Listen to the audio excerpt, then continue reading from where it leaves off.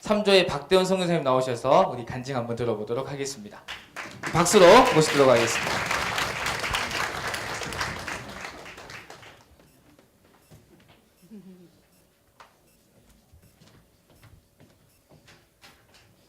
프린터를 못 해가지고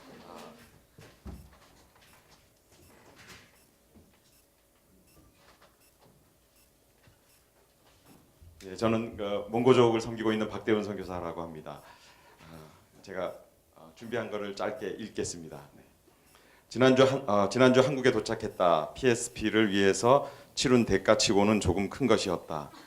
이번 여행 경비로 고심하다가 결국 마일리지를 깼다. 향유 옥합은 아니었지만 노후 세계 일주의 꿈을 포기하는 아쉬운 마음으로 약간 농담입니다. 아내와 비싼 회비를 내고 오면서 이렇게까지 올 가치가 있을까? 선교학 공부도 했는데 다 아는 내용인데 굳이 하는 소리들이 귓가에 맴돌았다. 그래도 선교 몽골의 미래에 대한 기대와 또 PSP 도입을 위해서 함께 가기로 하신 몽골 선교사님들 생각하며 여기까지 오게 되었다. PSP 세미나 기간 동안 선교의 개념들은 조금씩 나를 회복시켜갔다. 선교의 성경적 관점, 나도 여러 번 강의했던 이 관점을 내가 다시 듣고 있다니. 그런데 강의가 끝날 때 좀 어지러워졌다.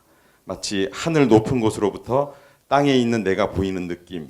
하늘에 펼쳐진 역사 속에서 오늘 몽골에 사는 내 존재의 이유를 다시 재확인하는 시간. 내가 지금 성경 역사의 어느 모퉁이를 돌고 있는지, 선교사로 산다는 것이 어떤 목적의 삶이었던지 되돌아보며 감사하는 시간. 그리고 나침반 유리를 다시 닦는 느낌이었다. 선교지에 오래 있다 보면 기계적으로 일을 하게 될 때도 있다. PSP는 하늘에서 나를 역사 속에서 존재를 재발견하는 시간을 주었다. 또한 선교 운동의 길을 안내해 주었다.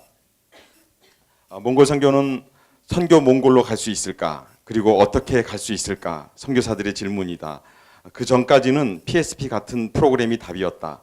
PSP와 한초로가 답이었다. 그런데 이번 PSP는 선교운동의 첫 단추가 PSP가 아니라는 것을 스스로 증명했다.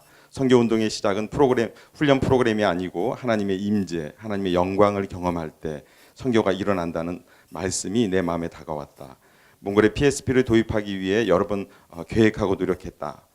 그런데 컵을 들고 흔들고 물을 뿌리려고 했지만 물이 스스로 차올라서 흘러가는 방법과는 차이가 있었다. 회개 운동이 일어나고 하나님의 임재 안에서 즐거워하며 하나님의 영광을 경험하는 첫 단추.